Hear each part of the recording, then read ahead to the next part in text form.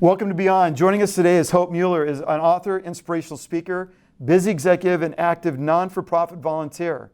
A results-driven leader and change agent, Hope's passionate about career development, youth STEM promotion, and local community service, among others. With her early years marked by the experience on a hippie commune, Hope's unique childhood shaped her approach and interaction with the world. With a gift of creating order out of chaos and turning vision into reality, she lives with her husband in Northern Illinois and actively parents her 4 daughters through the phases of their lives.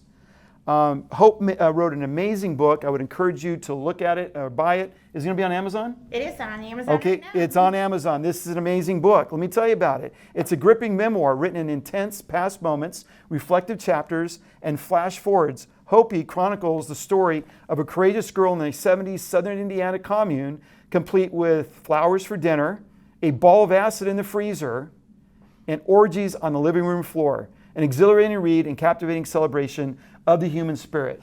Hope, thanks so much for coming on Beyond. Thank you so much for having me. It's I really totally appreciate awesome. it. Yeah, fascinating story in your book. And as I read it, it's like, wow, I mean, that's insane to go through for most people. Yeah. For most people, that's Yeah. not normal. So your book takes us through your early years and leads up to your career. Yeah. And I find it fascinating now that you're this high-powered executive married with 4 kids. Yeah. Can you take us back to some of the stories you shared about your life on the commune? Well, even when you were just reading that, I'm thinking, wow, that sounds crazy when you read it out loud. Yeah, I mean, all of those things did happen. There were orgies on the living room floor. There was a ball of acid in the freezer. And the adults who were in charge of taking care of us, they would shave a little bit off and trip through their shift of watching the kids. And it was a wild times for sure. So they weren't present when they were there, quote unquote. Well, I mean, they were physically present, I suppose. And, in retrospect, you do have these thoughts. You're like, we are lucky none of us really got hurt. And I'm a pretty paranoid mom, so they are, I'm lucky that none of the kids got hurt and we survived mostly. So does that impact how you parent today? It's sort of the contrast, right? I went through that. Yeah. It was free. I could come and go as I see fit. Yeah. There's really no supervision. Yeah. To what now? Where are you a little bit more of a hawk? And No, actually, I am not. I'm not a helicopter mom. I'm the opposite of a helicopter mom. All 4 of my girls will tell you that one of my favorite sayings is, I don't know, go figure it out. No. Now, what I do try and do is create boundaries, right? Like safe boundaries that they can make their own decisions within. They need to have the full responsibility, both successes and wins of their decisions. But you got to give them the safe space to make those decisions within. So it's certainly not helicopter. I don't overprotect, but I do have a lot of fears, right? Where where is everybody? I want to make sure I've got all the count in place. Is everyone safe? And certainly the kids of the commune we ran ourselves. So the big kids sort of kept us in line and made sure we were safe, and probably put it's us like a in patriarchy, Yeah. but just at a younger age, right? Yeah, it's a little bit of, they also put you in, sometimes put you in danger, dared you to jump off the shed or, ride your bike down a busy street, and you did all of that, but, luckily we survived. You survived, as a lot of us did in the 70s, right? We did a lot of crazy things, and everything's seatbelted in and helmets and whatnot. So let's go back to the commune. I also read where there's a poignant part in the book where you came out the door one time and you saw a person hanging from a tree. What was that like? Well, I was very young, and I did put a little qualifier in there because a couple of the commune kids have read the book, and all of us have a little bit different memory of that event. It was still. It stopped, right? Everything stopped. We're just staring at it, and we weren't supposed to see. Right, so we weren't supposed to see the body, but we saw the body anyway, because one of the moms or one of the parents was, to make sure we didn't see, and she ushered us out once we all saw. But I do think it's started some of my coping mechanisms where you do just a little bit of blocking out, right? Mm-hmm. And she ushered us down the street, and we went off and started doing something else, and some of the bigger kids were braver they were looking back and taking a look at what was in the tree, and I was like, I'm just gonna head forward.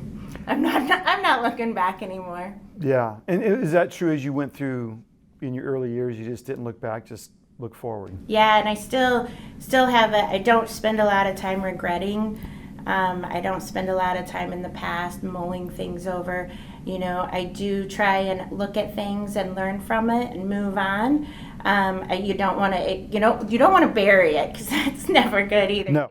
You gotta deal with it on some level, look at it, learn from it, and move on. But I'm not going to spend a lot of time regretting where we're at, and I'll just charge forward. Yeah. And there's a little bit of, all of us, develop coping mechanisms, and that was probably one of mine. A little bit of I'm just going to block that out and keep heading forward. Perfect. That's a good strategy. So to me, the irony is, right?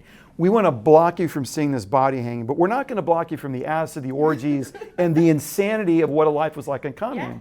So it's kind of an interesting juxtaposition, right? The idea that you can't see death, but you can see what they think is life, which really isn't life, because it led to the guy hanging in the tree at some level. It's a really interesting conversation, because I did a radio show a while ago, and they were all very excited. They're like, "Why don't you, quit the corner office and go live on a commune?" And I said, well, you know what? Been there, done that. I bet the adults were having a great time, right? Yeah. I mean, they thought we were, and we were. Let's just be fair. We were be here now. They were fully in the moment. They were, but I think one of the things that gets lost in that is when you do mind-altering, drugs or substances, what you're experiencing is different than what the folks who are not doing that is. So yeah, and it just was.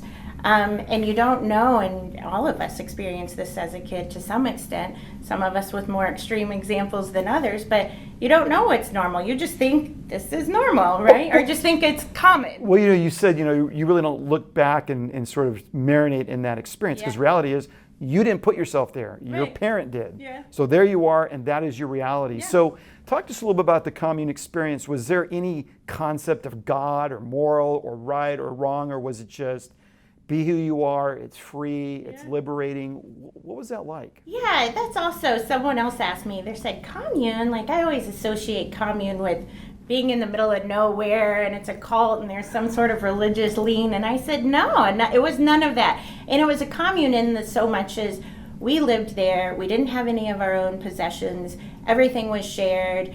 The kids or the adults were always in flux of who would be there and who would not be there. So, but it didn't have some sort of, religious ties or boundaries, and it wasn't out in the middle of nowhere. It was in town. Wasn't a big town, but it was in town. And we moved a lot, so it moved a lot too. But no, it was really about just accepting everybody for who they are, loving them for who they are, and being nice to people. So those foundations are really fantastic. And I still carry that, right? I just don't have a good concept of categorizing people in any way. I just don't automatically do that, because I wasn't, my formative years, I wasn't trained that way. You're not hyper-judgmental, and that's good. But on the other hand, while those are good attributes, not having boundaries around the drug piece some of the other stuff going on there, there's that sort of diametrically opposed sort of position. Especially as a kid, we're not talking you're an adult with adult thinking. You're a child that's very impressionable. That sort of thrusts into this interesting. Let me ask you this: would you have your daughters grow up in a commune today? No. Yeah, there's the answer, no. right? Yeah, that's a big no.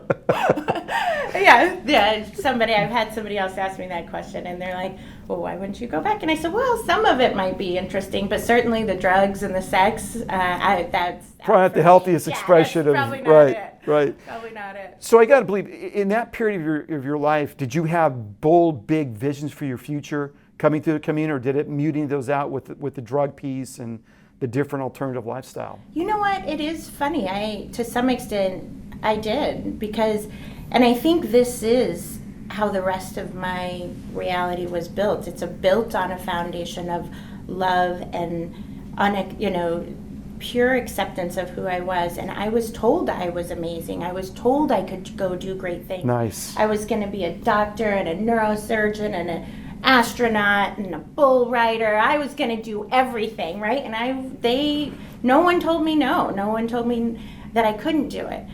You know, there was one of these Facebook quizzes the other day, and it had 10 childhood traumas, and you have to give yourself a point for every trauma you experienced. Well, I do my points, and I've got 8 out of the 10, right? And I asked the person who posted, I said, what's yours? And he said, well, it's only a 2. And I thought, oh, I got 8.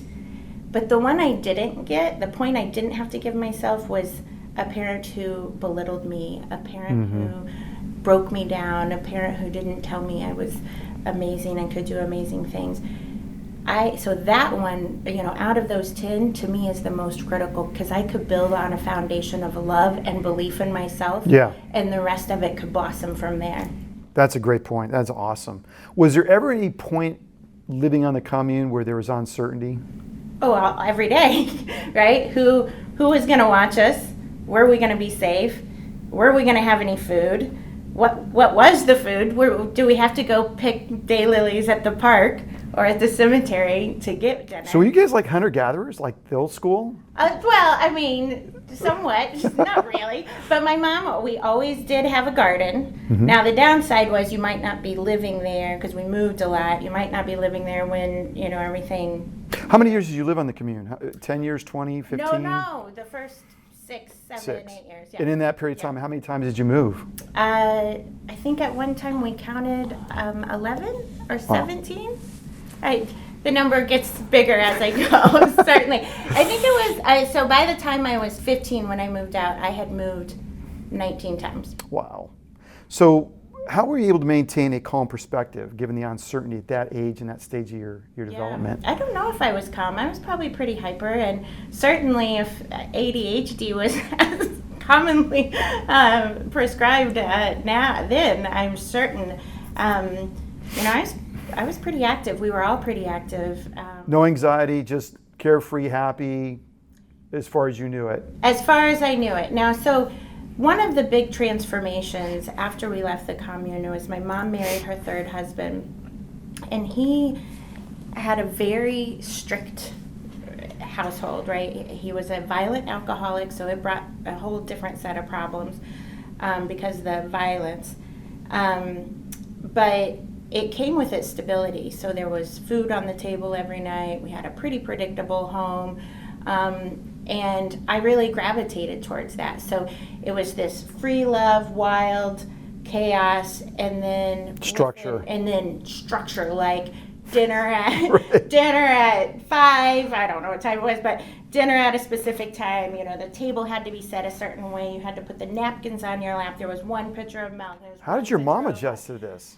That's a big swing to it, right? So, wow. And we all, now it came with, so the stability, and I don't know if you look at that time, you know, from the late 70s to early 80s, you know, the nation moved sort of through that sort of tightening up and behaving in a different way too, right? So I think, you know, I don't know if she was just ready for more structure, if she was getting older, but we certainly did that, and I was able to gravitate towards and adapt to that superstructure, but my older sister really struggled. She really struggled because she was 9, 10, and she had lived this free life for so long. I could imagine. All of a sudden, it's, you know, everything. It's a polar opposite. Yeah, it's polar opposite.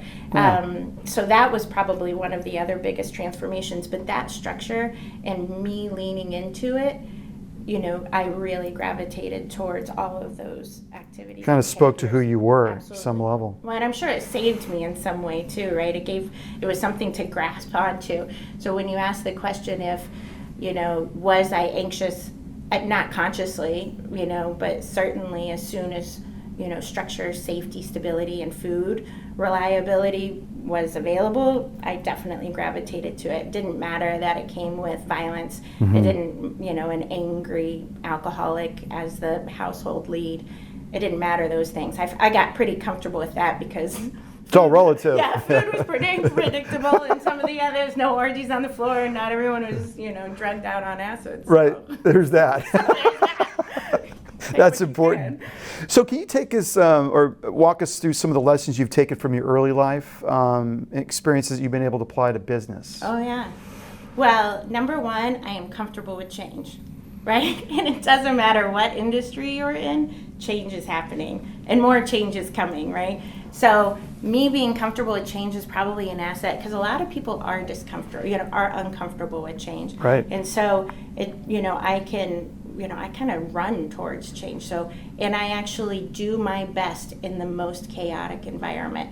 So it's fairly common and that my roles are go in, take a chaotic situation or a broken system, let's get it cleaned up and let's march it forward.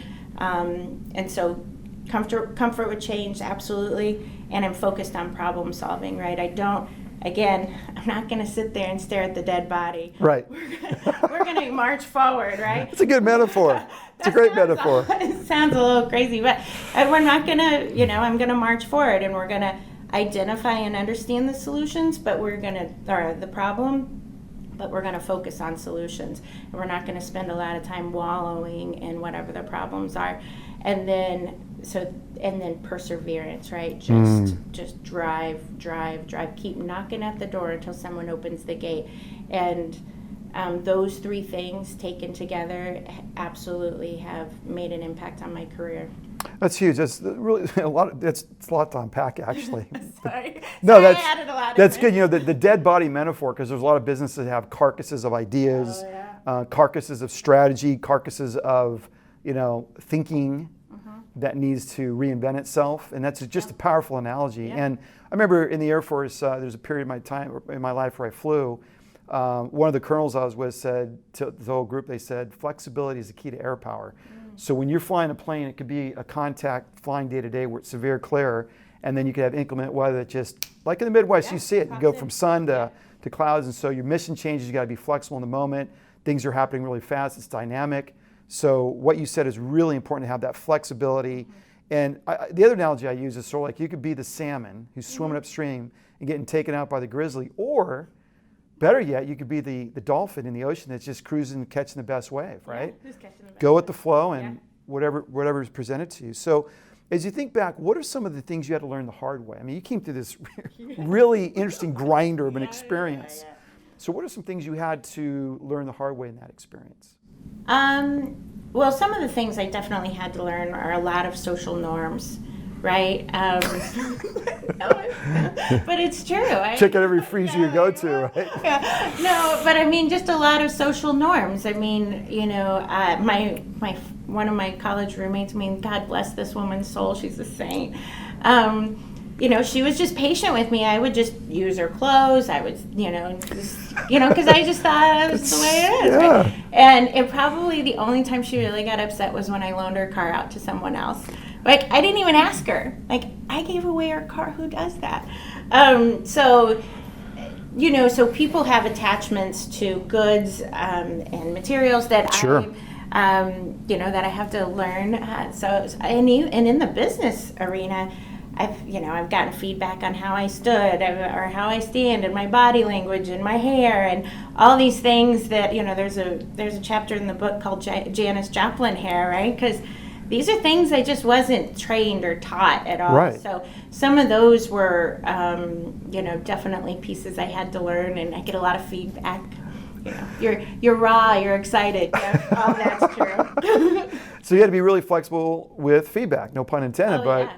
If you're rigid in your way of thinking and how you saw yourself, that could be very problematic. Yeah, well, I'm good at taking feedback because I'm always focused on let's get better, right? And sometimes you got to set aside your emotions to it or set aside your ego and say, I just want to be better. I want to do better. I want to, improve every single day. So if you don't tell me that my hair looks crazy, I'm good with it. I won't know, right? Because no one taught me when I was a kid. So absolutely, that's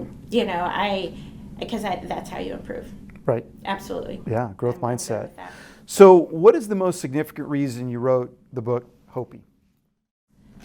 I have got to come up with a better answer for this because people ask this all the time. I wrote it because it just came. It just poured out. I'm not sure I could have stopped it. Now, My career is, pretty formal. It's, data driven. I have to provide objective evidence, and can be pretty dry. And so don't have a lot of creative outlets. So this to me was just a creative outlet, and the way it came, I couldn't type it fast enough. Wow. Like it just stormed out. Was it of my therapeutic brain. at some level? Cathartic? Cathartic? Again, it's probably, if I let myself ruminate on it a little bit, it probably was. Or was it a message you're trying to get out to people for hope? Yeah, I think that's absolutely it. It's at the end of the day, I want everyone to know that it doesn't matter where you are or where you started or what's happened to you, you can go off and do amazing things, and you can do it. And it's about being inspiring and say, I've been there. You might have been there, or you might have had something else, but you can go off and do whatever it is you want to set out to do. And that's part of it. And that's why it just came out. So the typing part just happened, but then it's like, oh, I can share this and help, other people have, connect with people who may need that reassurance.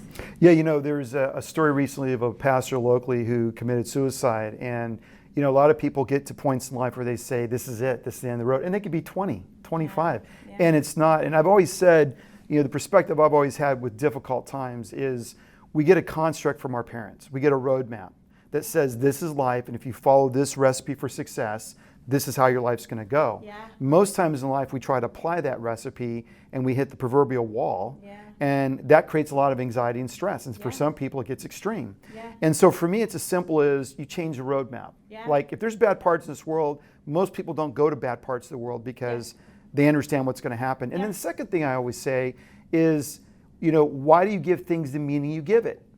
The stress, anxiety, depression, and maybe suicidal thoughts we have, and I'm not trying to be oversimplistic, because there's nuance, it's complex, there is mental health, I got that. I've seen a lot of it.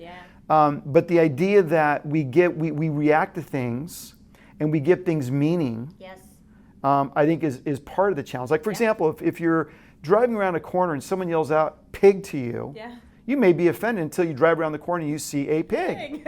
And so maybe it was the meaning he or she was giving you was really, hey, there's a pig over by the there. way, and similarly as we give ourselves meanings of a commune, dead bodies, acid, whatever, that could be the end of the world or a rebirth, a new beginning to great things, which is what you demonstrate in your life, which I found it so interesting. Your attitude so buoyant, so bubbly, so can do, and that is, I think that's going to encourage a lot of people. And that's a perspective you've chosen to have. Yeah, just absolutely. I think we're all grounded in some, and I go back to that foundation, right? That foundation of belief in myself, and that believe and told that I could do amazing things. You can build from that. That is huge. So if you don't, I would, anybody who might be struggling or going through something, build that first. If you don't have that, belief and confidence and knowledge in your own, goodness and value, you got to get that first. So spend time building that. If you need therapy or you need whatever to make that happen, that's the foundation you can build from. Because if you don't believe in yourself, no one else is going to believe in you, right? And no one else, it'll be hard to go where you want to go, but you have to know and you have to believe that you can do that. And if you can build from that, and you're absolutely right. There's mental health is a complex set of issues, and I certainly am not going to be solving that here today. But if you have some strong foundations, and then surrounding yourself with people who love you and support you and want to see you do well, those two things can carry you. Big far. deal. Yeah. That's great. I think your book's going to be certainly encouraging and hopefully wake some people up to some different strategies and ways of thinking. So you started your own life when you were 15, pretty young. What do you wish that 15-year-old you would have known then? So I'll go back to, I just don't spend a lot of time revisiting those things. I don't regret a lot of pieces. Yeah, I certainly made some bad decisions. And the book does end when I take my entrance exams into college at 17. Now it has the flash forward, so you see little glimpses of my life today. but it ends at, when I go to college, and I certainly made a whole host of bad decisions. And certainly when you look at some of the things that happened on the Commune, I repeated my own, challenges in my young adulthood and had to climb myself out of there. So that's the next book. But Decline. The next book. But so I think, you can make it out, and you can get there, but you got to keep on. What do you want other 15-year-old girls to know? That just to believe in themselves, right? I mean, yeah. So I made bad decisions, and I am 3 decisions from being dead in a ditch, right? And I am lucky, right? I'm lucky that I survived my childhood. There's a whole series, and read some of that in the book. I'm lucky I survived my teenage years and certainly my young adulthood. But I think you have to do it. You have to learn, and you have to go through that process. And you have to have those experiences, or else you aren't who you are today, right? We are a compendium of experiences, and that's what made me who I am today. That's what made you who you are today. And you take any one of those away, and maybe it would have been easier at the time, but what I would have gotten here. So I don't do a lot of regretting or lamenting and saying, if I was 15, maybe I knew this. Maybe I would save more money or something useful, but just for the government to take, yes. I don't know, something. So, my question is, are there really any bad decisions now, except for murder, drug use, the obvious ones we can think about? There's clearly, but on the margins, are there really any bad choices? Because ultimately, I'd argue those are the choices that shape you, as you were saying. So it's kind of an interesting question, right? Is it really bad? In retrospect, if you're 20 years down the road, maybe not so much. Yeah, well, my husband has this great saying he tells our older girls, right? Like, we want you to make decisions, and we want you to fail, and we want you to, experience life. We just don't want you to make something that you can't recover from. Right. So certainly when you think of, on the edges or those extreme scenarios, those are hard to recover from. Yeah. And there's certainly a whole host of creating the safe boundaries to make decisions within, right? And you got to try and make, and there's failures in there. And you do need to experience it. Yeah. Because you won't grow. You won't grow if you don't fail. And I think kids today tend to, they know it all, right? Yeah. And that's probably true of our generation. They know it all. And parents try to speak wisdom into their lives, and it's just shut off. And then they go through some experiences, and they come back and they realize on their own that, they were right. And and so sometimes I think you have to hit the wall, and you see the best returns on that experience with young people. Have you been reading my text message with my 19-year-old? That's what we all talked about. We had that whole string this morning. Sometimes you got to hit the wall, live she's ugly. Like, you were right, and I shouldn't have done this. Yeah. And I just want to. But what a gift! What a gift in that lesson, because nothing need to be said beyond that, because she's got it. Yeah, and she won't want to learn that lesson again. Right. Unless she's a masochist or likes paying more than two. So where do you see yourself in your career in the next 5 years? I have a pharmaceutical job, and certainly that is my number one priority and where I head.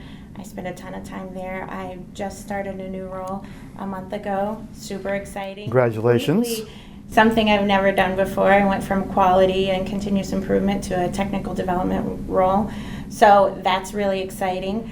However, in our industry, there's a ton of change, right? There's a ton of mergers, there's a ton of acquisitions, and that changed the landscape of our industry all the time. And that's actually part of the reason why the book was written. So I was acquired 3.5 years ago,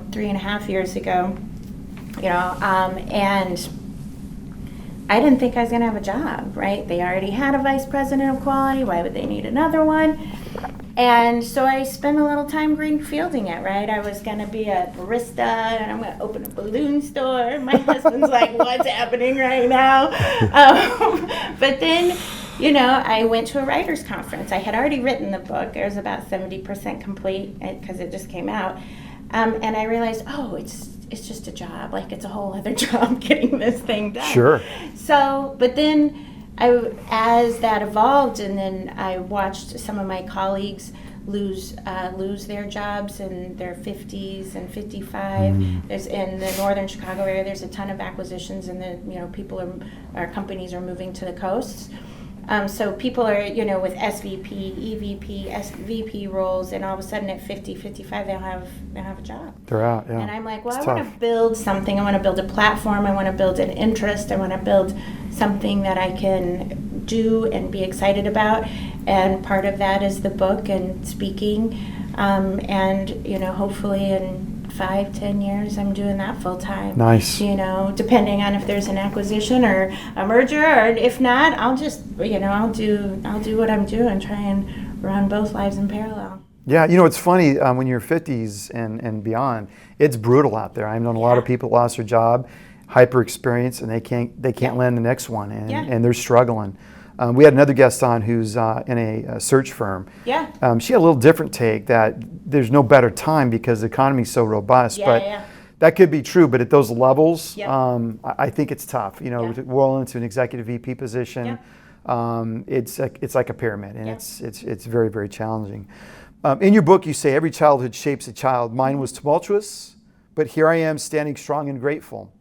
How has your experience shaped your parenting?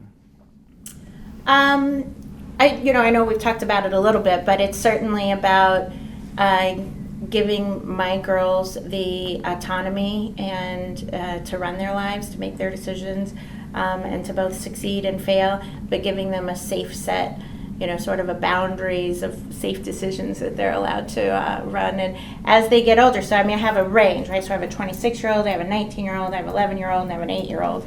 And so at any point, I'm parenting some sort, You really have to be flexible.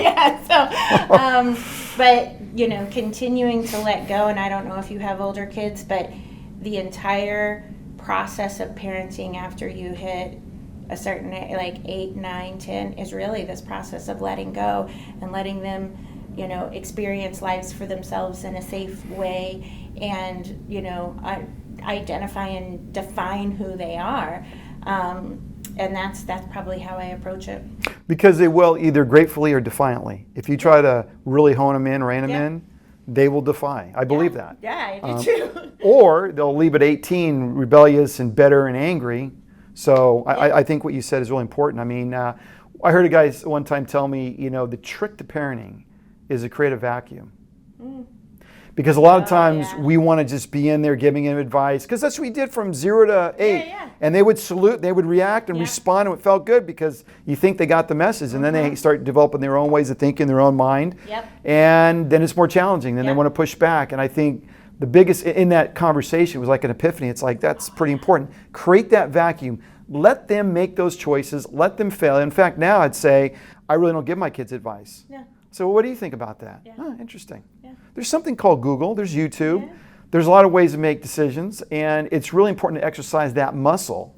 Because ultimately, I'm not going to be here. That's right. And they're going to be on their own, flying solo. You're responsible for your safety. Right. And I say this a lot when I refer to parenting, is it's creating that space, right? Creating a space for them to blossom and be their own person, and that when your colleague said create a vacuum, that's really great. I totally. He was a psychologist. Oh, okay.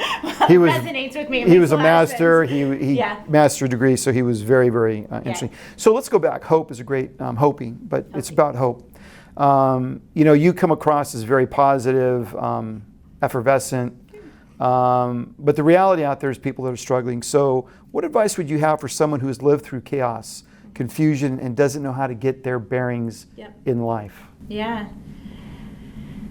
Well, number one, I would reassure them that it doesn't matter where you are or where you've been or, something you've experienced. You can, in your life, can be great. You can be great. You are great. You are great right now. That would be my message. And spend the time, if you don't have that foundation of belief in yourself, spend the time doing that. surround yourself with people who know and love you and want to see you be successful, and be honest with you when when you need to be righted, right? Both positive and, feedback that gives you opportunistic feedback and making you better.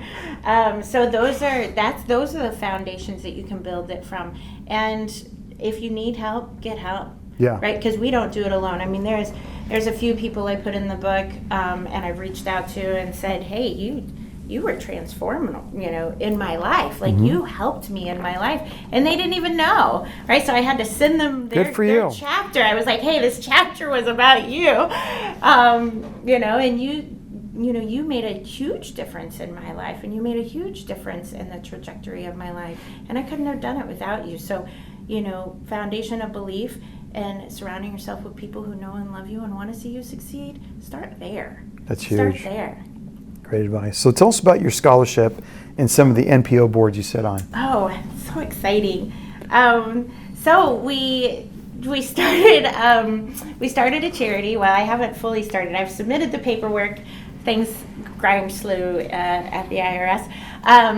And so we started a charity, and it's actually named after the Commune, so it's Hunter Street Charities, and it's for families and children during critical junctures of their lives, right? So it's primarily financial, and it can be tiny, right? It can be what you need to get some bills paid, you need to get your car fixed, or we can, help get one of your kids to college.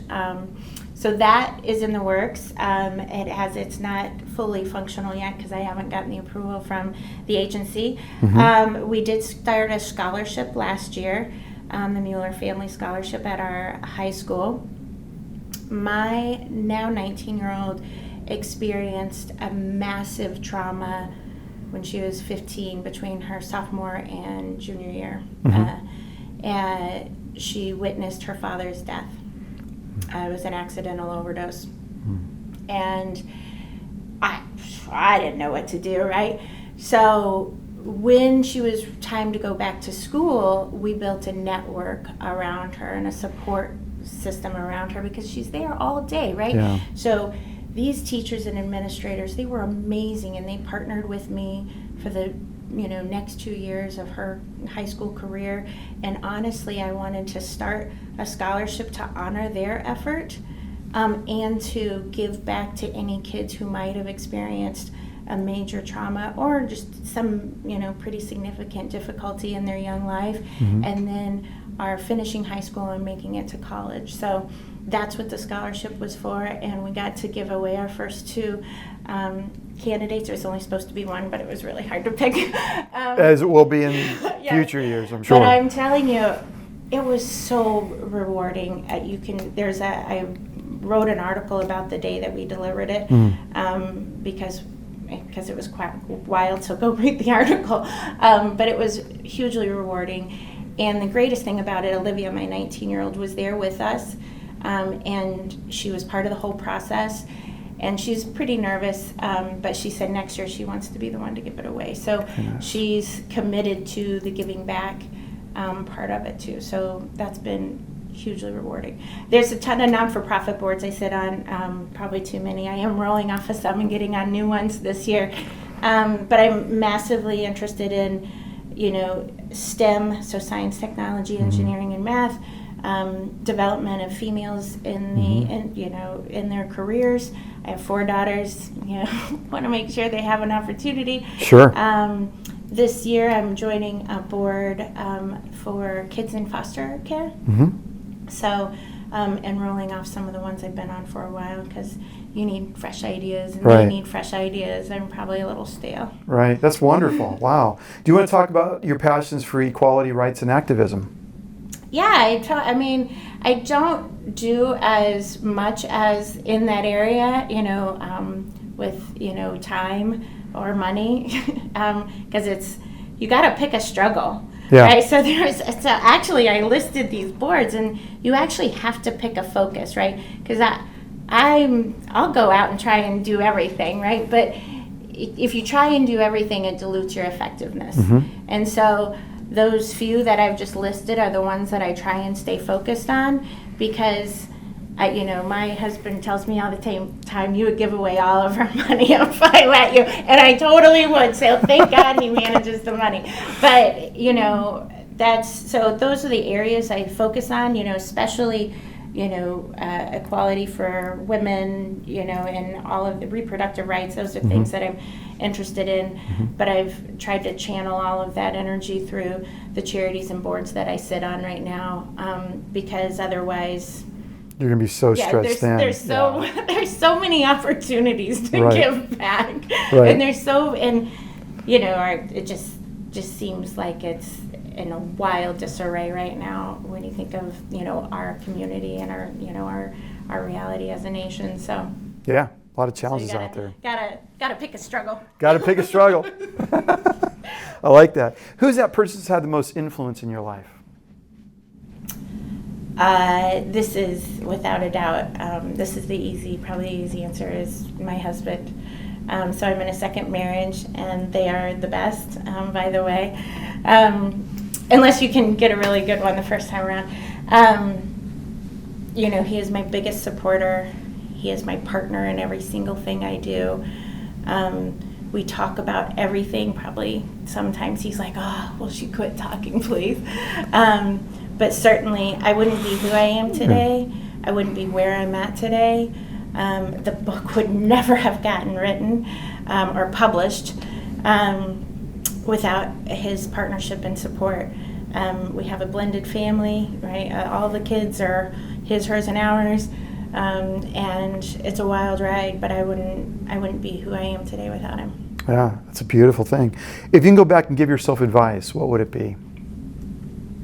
Just keep on, keeping on, stay the course, persevere. I do get laser focused and sometimes don't even see options. I do talk about that a little bit in the book, and that probably was a gift for me, especially in my younger years. I just focus headed towards college. So I got pregnant with Ashley, my 26-year-old. When I was 20, I had her when I was 20. So my sophomore year in college. And I took the semester off because I had a baby. And then I went back the spring semester, and my roommate says, "Well, I didn't think you were going to go back." And not until they said that did I even, literally didn't even enter my mind as an option of not finishing school. Never, I was like, what? That's an option of not finishing school? So that laser focus can be hugely beneficial, but you also probably miss things. I've probably missed things or missed opportunities or... Kind of like that double-edged sword, right? Yeah. So, maybe slow down a little bit. That's a lot of the feedback I get, slow down. But I don't know. Again, I think, not going to... How could you not be you, though? Yeah, that's right. Would I have gotten anything done if I was super reflective? It's like getting on ADHD medicine. I've never been on it, but I've heard it just mellows you out. Yeah. And it's like, why would you want to do that? Yeah, I think you got to be you. You got to be you. I think to some extent there's some of that. So, keep on. Absolutely. That commune, free love. Don't do that. No, love in the sense that you were talking about earlier, where it's about love, support, and I'm not talking about that kind. Yeah, that kind of love. But I'm talking about that perspective that you don't judge people. Yeah. We're all souls. We all matter, and ultimately, at the end of the day, everybody wants love. Yeah. And I don't care if it's the most machismo man; it's the same thing. Yeah. They still want that. Yeah. So, is there anything you want to tell the audience we haven't covered? No, I just reiterate that piece of no matter who you are, where you are, what you've experienced, you can go and do amazing things. Your life can be amazing, and you can wake up every day super thankful of where you're at. That's awesome perspective. Where can they learn more about you? So you can go to Hope, or hopey.net is our website. You can email me at hope@hopey.net. And so you can connect with me. If you email me, I'm emailing you back. Nice. Till that's a New York Times bestseller. I'm the one writing all those emails. So, and people have connected. I'll say through this book, people are connecting. They reach out on two different areas, either how'd you write the book, how'd you get it published, or wanting to talk about some childhood trauma or how did you move forward. And it's been amazing. And one of the greatest things I've heard is thank you for this book. Yeah. And it was just such a simple, it was, the 5 words, or however, thank you for this book, the 5 words, and it was so powerful, and it was, brings you to tears, and I'm like, okay, this is it. This is the good This is the stuff. purpose. This is the good stuff. Yeah. And received similar sentences like that. So yeah, Hopey.net. You can buy the book on Amazon. You can buy the book on Books A Million, Barnes & Noble. You can buy the book from my website. So. And I think I've got one of the first copies of the book that you were surprised that I had. Yeah, so I have not seen the book yet, and I'm wildly jealous that you have a copy and I don't. So I'm super excited to touch and feel one. I haven't seen that yet. That was awesome. Yeah. Hope, thanks so much for making the trip out to come on the show, Beyond. Yeah. Really enjoyed having you. Fascinating story. Great. And I hope it touched the audience as it has me. Okay, Great. thank you so much. Great. That's it for Beyond. You can connect with us at beyondbenbobo.com or at beyondbenbobo on YouTube, LinkedIn, Facebook. Until next time, remember, becoming is better than being. Thanks for coming on. It was awesome.